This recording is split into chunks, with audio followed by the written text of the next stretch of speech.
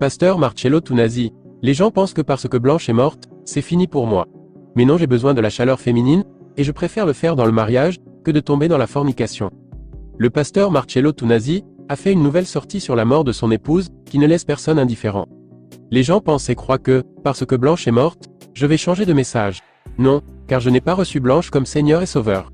Je n'ai pas été appelé par Blanche, c'était ma femme, ce n'était pas mon Dieu. Et c'est ça, parfois, dans notre nation, même des païens qui ne comprennent rien à l'église jugent les pasteurs. Toi, qu'as-tu fait dans ta vie? Qu'as-tu gagné?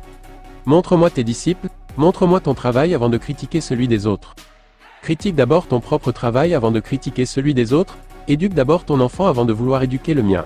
C'est facile d'être théorique, a déclaré Marcello Tunasi. Selon l'observation des internautes, ce dernier est peut-être en train de faire une dépression et a besoin de repos. Ces deux temps-là, il fait des sorties hasardeuses qui peuvent s'expliquer aussi par le traumatisme dû à la disparition soudaine de son épouse. À mon sens, le mieux serait de se reposer pendant un temps pour se récupérer. Mais voulant prouver qu'il est trop spirituel et oint, il finit par faire des sorties de piste. Il oublie que l'homme est corps et esprit. Et qu'il ne faut pas négliger ce côté cher, car il a une très grande influence sur l'homme et Dieu lui-même le sait bien. Je pense que le doyen a besoin de prendre un repos sabbatique. Quand tu endures un traumatisme, il faut savoir prendre du recul et créer de la paix autour de toi. Un homme de Dieu reste un être humain. Ces récentes sorties publiques me laissent un peu perplexe. Les propos du pasteur Marcello Tunasi relatifs à son remariage a créé une polémique sur la toile.